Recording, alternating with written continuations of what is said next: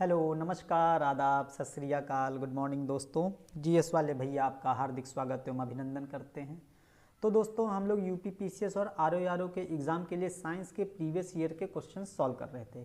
ऐसे previous years के questions जो बिहार पीसीएस में, यूपी पीसीएस में, आरओ में या मध्य प्रदेश पीसीएस में, Rajasthan PCS, Haryana PCS, Uttarakhand PCS में पूछे गए हैं, या आईएएस के ऐसे क्वेश्चंस जो वन लाइनर टाइप के हैं या जो काफ़ी आसान क्वेश्चंस हैं जो एग्ज़ाम में पूछे जाते हैं, छोटे एग्ज़ाम में अन्य, उन सभी को इसमें कवर कराया जा रहा है। ठीक है, हम लोग पहले की 7 क्लासेस बहुत अच्छे तरीके से कंप्लीट कर चुके हैं। 25-25 क्वेश्चंस की प्रत्येक क्लास होती है, जिसमें हम लोग 15 क्वेश्चंस बायो के करते हैं, 6 क्वेश्चंस फिजिक्स के करते हैं, 4 क्वेश्चंस केमिस्ट्री के करते हैं, और यही रेशियो जो होता है एग्जाम में पूछा जाता है। ठीक है, आप लोग कमेंट सेक्शन में ये बताइएगा कि 25 क्वेश्चंस में आप लोगों के कितने क्वेश्चन सही हो रहे हैं, और ये सारे क्वेश्चंस आप किसी भी प्रकार का एग्जाम दें, यूपी पीसीएस और आरओ ही नहीं, SSC, bank, railway, NTPC, group D, TET, PET, लेखपाल, BEO, SSC, GD, CTET, NET, JRF, TGT, PGT, GIC, police constable, SI, किसी भी प्रकार का एग्जाम देते हैं जिसमें भी साइंस पूछी जाती है, ये सारे क्वेश्चंस उन सभी एग्जाम के लिए बहुत इंपॉर्टेंट होते हैं। ठीक है, तो आप लोगों के लिए मस्ट है पूरा सेशन ज्वाइन करना, और काफ़ी अच्छे से इसमें एक्सप्लेन कराया जा रहा है। ठीक है, तो अब हम लोग अपने सेशंस की शुरुआत करते हैं। पहला क्वेश्चन है, हमारे शरीर में त्वचा तल के नीचे विद्यमान वसा निम्नलिखित के विरुद्ध अवरोधक का काम करती है। मतलब जो हमारे शरीर के त्वचा है, त्वचा तल के नीचे एक वसा की परत होती है, वो वसा किस चीज को अवरुद्ध करती है, मतलब किस चीज को हमारे शरीर से बाहर नहीं जाने देती है, किस चीज को, क्या शरीर की ऊष्मा का क्षय करती है? ये क्षय के विरुद्ध नहीं, आवश्यक शारीरिक द्रव्यों का क्षय करने से रोकती है। ठीक है, ये इंपॉर्टेंट है, ये इसका आंसर हो जाएगा। ठीक है, तो किसके अवरोधक का काम करती है? आवश्यक शारीरिक द्रव्यों का क्षय नहीं करने देती है। ठीक है, मतलब बचा के रखती है। तो जो हमारे शरीर की त्वचा के सतह के नीचे मौजूद वसा होती है ना, वो हमारे शरीर से ऊष्मा की क्षति होने से रोकती है, हमारे शरीर को ऊर्जा युक्त बनाए रखती है। ठीक है, ये ध्यान देना है। ठीक है, वसा हमारे शरीर, लेकिन अत्यधिक वसा नहीं, अत्यधिक वसा इकट्ठा हो जाएगी तो तमाम प्रकार की बीमारियां हो जाती हैं, किडनी फेल हो जाती है, लीवर फेल हो जाता है कि नहीं, ये सारी चीज़ें हो जाती है। ठीक है, हार्ट ब्लॉकेज हो जाता है, वो सारी चीज़ें हो जाती है। लेकिन एक उपयुक्त मात्रा में, सामान्य मात्रा में त्वचा के नीचे जो वसा होती है उसका एकत्रित होना आवश्यक हो, उसकी एक परत होना जरूरी है, क्योंकि ये हमारे शरीर से ऊष्मा को खत्म नहीं होने देती है। ठीक है, और जब भी हम कभी खाना वाना नहीं खाते हैं ना, यही सब जो वसा होती है वो धीरे धीरे धीरे धीरे शरीर को ऊर्जा देती रहती है, और इसीलिए बिना खाए व्यक्ति भी कई दिनों तक जीवित रह सकता है। ठीक है, ये ध्यान देना है, तो इसका आंसर भी सही हो जाएगा। अब ये देखिए, ये आसान सा क्वेश्चन आईएएस के 1996 में पूछा गया है। अब 1996 में पूछा गया, उस समय के लिए ये क्वेश्चन कठिन रहा होगा भले आईएएस के हिसाब से, लेकिन अब ये वनडे एग्जाम के लिए भी आसान क्वेश्चन हो जाता है। ठीक है, ध्यान रहे, चाहे पीसीएस और आरआर अन्य एग्जाम, तो ये क्वेश्चंस इस प्रकार के पूछे जाते हैं वनडे एग्जाम में भी। ठीक है, ध्यान रहे। अगला है, भोजन के वर्ग में प्रति यूनिट कैलोरी की मात्रा सर्वाधिक होती है, मतलब एक यूनिट में, मतलब कह सकते हैं 1 ग्राम में किसमें कैलोरी की मात्रा सबसे अधिक होती है, मतलब किसमें ऊर्जा की मात्रा सबसे अधिक होती है। ठीक है, विटामिन में, वसा में, कार्बोहाइड्रेट्स में, प्रोटीन में। तो आप लोगों को पता होगा ना विटामिन होगा इसका आंसर, ना प्रोटीन होगा। वसा और कार्बोहाइड्रेट्स में कंफ्यूजन हो सकता है, तो हम लोगों को यह ध्यान देना है कि 1 ग्राम कार्बोहाइड्रेट में, 1 ग्राम कार्बोहाइड्रेट में हम लोगों को 4.3 किलो कैलोरी ऊर्जा मिलती है कार्बोहाइड्रेट में, और 1 ग्राम वसा में हम लोगों को 9.1 किलो कैलोरी ऊर्जा मिलती है। तो सबसे ज्यादा हमको प्रति यूनिट, मतलब प्रति ग्राम कैलोरी के हिसाब से किससे ऊर्जा मिलती है? वसा से ऊर्जा मिलती है, और इसका आंसर क्या हो जाएगा? वसा हो जाएगा। ठीक है, अगला है, अधिकांश प्राणियों के जीवित पदार्थ का लगभग 80% पदार्थ है, तो 80% पदार्थ जीवित प्राणियों का होता है, प्रोटीन का होता है। ठीक है, ध्यान रहे, इसमें ना वसा मार दीजिएगा। ठीक है, ये ध्यान रहे। ठीक, प्रोटीन होता है, जो जीवित पदार्थ का लगभग 80% पदार्थ प्रोटीन होता है। ठीक है, इसीलिए देखिए लोग नॉनवेज वगैरह खाते हैं, क्यों? क्योंकि उनको प्रोटीन चाहिए होता है, क्यों है कि नहीं? तो प्राणियों के जीवित पदार्थ का लगभग 80% प्रोटीन होता है, ये हम लोग यहां से रिलेट कर सकते हैं। ठीक है, अगला है, हृदय का पहला प्रतिस्थापन किसके द्वारा किया गया था? तो हृदय का पहला प्रतिस्थापन का मतलब प्रत्यारोपण, बदला कर गया था। ठीक है, तो किसके द्वारा बदला गया था? डॉक्टर क्रिश्चियन बर्नार्ड के द्वारा बदला गया था। ठीक है, ध्यान रहे। और डॉक्टर विलियम हार्वे ने दोस्तों रक्त परिसंचरण की खोज की थी। किसकी खोज की थी? रक्त परिसंचरण की खोज की थी। ठीक है, और एक आपने सुना होगा कार्ल लैंड स्टीनर ने तो कार्ल एंड स्टीनर ने रक्त समूह की खोज की थी, जो हम लोग देखते हैं ना ए बी और ओ रक्त समूह। तो कार्ल एंड स्टीनर ने रक्त समूह की खोज की थी और डॉक्टर विलियम हार्वे ने रक्त परिसंचरण की खोज की थी, ठीक है। और सर F.G. हॉपकिंस ने ना विटामिन की खोज की थी, ठीक है, ध्यान रहे विटामिन की खोज की थी। और विटामिन का जो नामकरण था, विटामिन का नामकरण किसने किया था? फंक ने किया था, ठीक है। बहुत इंपॉर्टेंट क्वेश्चन है, पूछा जाता है। और लुई पास्चर, आप लोगों को पता होगा, लुई पास्चर ने रेबीज के टीके की खोज की थी, ठीक है। और इन्होंने पास्चुराइजेशन की खोज की थी, ठीक है, कि पास्चुराइजेशन, दूध का पास्चुराइजेशन कैसे हो, क्या किया जाता है, ये सब खोज की थी, ठीक है। तो इस क्वेश्चन से इतना सब कुछ तैयार होता है। अगला है, किस प्राणी के जीवद्रव्य में हीमोग्लोबिन का विलय हो जाता है? मतलब हीमोग्लोबिन होता है लेकिन हीमोग्लोबिन उसमें घुल जाता है। तो मेढक में नहीं, मेढक में तो साफ साफ उसको चीरा लगाओ, देखो लाल लाल खून निकलता है। मानव का भी, मत्स्य का भी, मछली का भी खून निकलता है लाल। केंचुआ का दोस्तों, उसमें हीमोग्लोबिन पूरा पूरा विलय हो जाता है। इसका मतलब हीमोग्लोबिन होता है केंचुए में, ये मत सोचेगा हीमोग्लोबिन का विलय मतलब खत्म हो जाता है। हीमोग्लोबिन केंचुए में होता है। और ये भी क्वेश्चन पूछा गया है कि निम्नलिखित में से किस जंतुओं में हीमोग्लोबिन नहीं पाया जाता है, और उसमें केंचुआ रहता है ऑप्शन में। तो केंचुआ उस क्वेश्चन का आंसर नहीं होगा, उस क्वेश्चन का आंसर तिलचट्टा हो जाता है, ठीक है, तिलचट्टा या काकरोच हो जाता है, ठीक है, ध्यान में रहे। हीमोग्लोबिन का विलय होता है इसमें, मतलब हीमोग्लोबिन मौजूद होता है। जैसे चीनी, जैसे पानी में चीनी घुल जाता है, पानी में चीनी विलय होता है, लेकिन इसका मतलब ये नहीं कहते हैं कि पानी से चीनी गायब हो गया है, ठीक है, ध्यान रहे, यही बात हो गई यहाँ पर, ठीक। अगला है, निम्न रक्त वर्ग सार्वत्रिक दाता है। तो कौन सा रक्त वर्ग सार्वत्रिक दाता है, मतलब यूनिवर्सल डोनर है? तो हम लोगों को पता होगा ओ यूनिवर्सल डोनर होता है, ए बी सार्वत्रिक ग्राहक होता है, ग्राहक मतलब ग्रहण करता होता है, ठीक है, ये ध्यान देना है। ओ सार्वत्रिक दाता क्यों होता है? क्योंकि हम लोग देखते हैं ओ में एंटीजन नहीं पाया जाता है, एंटीजन किसी प्रकार का नहीं पाया जाता, ना ही A factor, B factor, Rh factor नहीं पाया जाता है, ठीक है। इसीलिए जब किसी ओ वर्ग का रक्त किसी दूसरे में चढ़ाया जाता है तो उसको अतिरिक्त सुरक्षात्मक उपकरणों की, अतिरिक्त सुरक्षात्मक चीज़ों की आवश्यकता नहीं पड़ती है, ठीक है, प्रतिरक्षात्मक प्रणालियों की आवश्यकता नहीं पड़ती है, ठीक है। तो ओ सार्वत्रिक दाता होता है क्योंकि उसमें एंटीजन नहीं होता है, ठीक है, ध्यान में रहे। अगला है, ए बी रक्त वर्ग वाले व्यक्ति को कभी कभी सार्वत्रिक रक्त अदाता कहते हैं। अब देखिए यहां पर ए बी आ गया, दाता नहीं है ये, अदाता मतलब ग्रहण करने वाला कहा जाता है। क्योंकि अब देखिए उसके रक्त में प्रतिजन एंटीजन का अभाव होता है, ये गलत है। एंटीजन का अभाव तो ओ में होता है कि नहीं, अभी पढ़ चुके हैं। उसके रक्त में प्रतिपिंड एंटीबॉडी का अभाव होता है, ठीक है, ये इसका आंसर हो जाएगा, ठीक। तो बी इसका आंसर हो जाएगा क्योंकि उसके शरीर में एंटीबॉडी का अभाव होता है, ठीक है, उसके ब्लड में, ठीक है, ये हो जाएगा इसका आंसर। अब अगला देखते हैं, यदि एक पिता का रक्त वर्ग ए है और माता का रक्त वर्ग ओ है तो बताइए उनके पुत्र में निम्नलिखित में से कौन सा रक्त वर्ग हो सकता है? अब ए है और ओ है, ठीक है, बी कहां से आ जाएगा भैया? बी होगा ही नहीं। ए ओ है तो ए बी भी नहीं होगा। जब बी नहीं होगा, ए बी नहीं होगा, तो क्या हो जाएगा? ये भी नहीं होगा ऑप्शन, तो ओ केवल इसका आंसर हो जाएगा, ठीक है, सी ऑप्शन इसका सही हो जाएगा, ठीक है। तो ये क्वेश्चन ध्यान में रहे, ठीक है। ए ओ है तो ए बी का कोई सवाल ही नहीं है, ए बी का कोई सवाल ही नहीं है, ठीक है। अगला है, निम्न में से कौन सा सही है? शरीर में सारा रक्त किडनी के माध्यम से मिल जाता है, ऐसा होता है क्या? किडनी के माध्यम से हमारा सारा रक्त शरीर में मिलता है? नहीं। शरीर में सारा रक्त किडनी के माध्यम से गुजरता है? ये भी नहीं। किडनी क्या रक्त को गुजारने का काम करती है? फेफड़े वो तो करते हैं, इधर उधर भेजने का काम करते हैं कि नहीं, फेफड़े।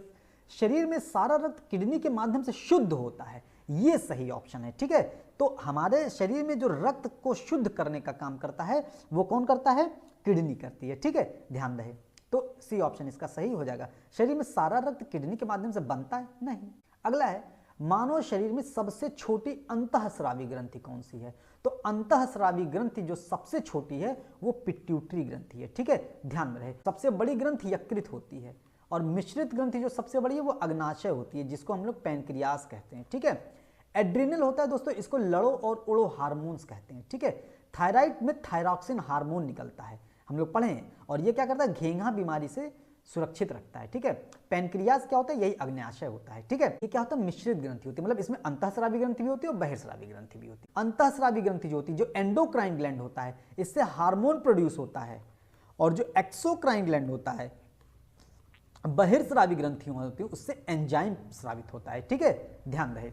यदि किसी प्राणी को कार्बोहाइड्रेट से भरपूर चीजें खाने को दी जाएं तब भी उसके रक्त में शर्करा का सांद्रण स्थिर बने रहने की प्रवृत्ति होती है। इसका कारण यह है कि प्राणियों के मामले में मतलब अगर किसी व्यक्ति को कार्बोहाइड्रेट दिया जा रहा है तो भी उसके शरीर में शर्करा स्थिर बनी रहती है। क्यों बनी रहती है उसका कारण पूछा, क्योंकि पीयूषिका ग्रंथि के हार्मोन उपापचयी पराक्रम को नियंत्रित करते। पीयूष ग्रंथि जो जिसको मास्टर ग्रंथि कहते हैं, ऐसा नहीं है। अग्न्याशय के हार्मोन ऐसी परिस्थिति उत्पन्न करते हैं। ये आंसर सही हो जाएगा। ठीक है, ध्यान रहे, जो हमारा पैनक्रियाज होता है वो हार्मोन के संबंध में ऐसी परिस्थिति उत्पन्न करता है। ठीक है, अगला क्वेश्चन देखते हैं।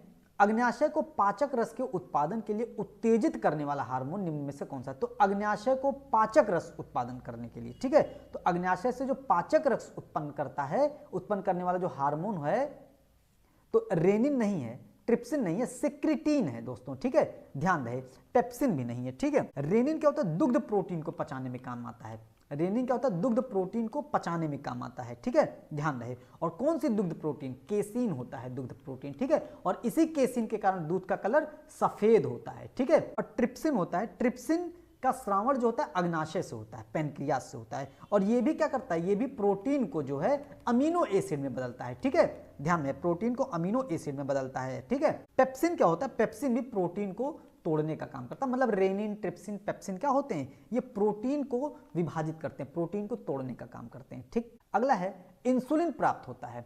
इंसुलिन अदरक के प्रकंद से नहीं, डहेलिया की जड़ों से प्राप्त होता है। ठीक है, तो बहुत इंपॉर्टेंट क्वेश्चन है ये, डहेलिया की जड़ों से प्राप्त होता है। ठीक, अगला है निम्नलिखित हार्मोन में से किसमें आयोडीन है? थायरॉक्सिन में ही आयोडीन है। अभी हम लोग देखे थे थायराइड ग्रंथि होती है, थायराइड ग्रंथियों से थायरॉक्सिन निकलता है, और थायरॉक्सिन निकलता है जो उपयुक्त मात्रा में आयोडीन निकालता है, जिससे क्या होता है? किसी भी व्यक्ति के शरीर में घेंघा नहीं बन पाता, घेंघा रोग नहीं हो पाता है। ठीक है, टेस्टोरेस्टेरोन क्या होता है? ये पुरुष जनन हार्मोन्स है। ठीक है, पुरुष सेक्स हार्मोन्स है। ठीक है, ध्यान रहे। इंसुलिन क्या होता है? इंसुलिन पैनक्रियाज से निकलता है, अग्नाशय की, लैंगरहैंस की दीपिका की बीटा सेल से निकलता है इंसुलिन। ठीक है, जो कि मधुमेह रोग को नियंत्रण करने का काम करता है। एड्रेनालिन क्या होता है? लड़ो या उड़ो हार्मोन होता है, उत्तेजक हार्मोन होता है। ठीक है, अगला एस्ट्रोजन किसके द्वारा उत्पादित होता है? एस्ट्रोजन, बहुत लोग अंड इसका आंसर मार दें, गलत हो जाएगा, पुटिका इसका आंसर होगा। ठीक है, ध्यान रहे, ये महिला सेक्स हार्मोन है। ठीक है, एस्ट्रोजन। ठीक, अगला है भारत का प्रथम परमाणु संयंत्र निम्न में से कौन सा है? तो भारत का प्रथम परमाणु संयंत्र तारापुर है। तारापुर कहां पर है? महाराष्ट्र में है। ठीक है, नरौरा कहां है? उत्तर प्रदेश के बुलंदशहर में है। ठीक है, ध्यान रहे। कलपक्कम कहां है? कलपक्कम तमिलनाडु में है। ठीक है, कोष्ठा नहीं लिखा है, ये कोटा लिखा है। कोटा कहां पर है?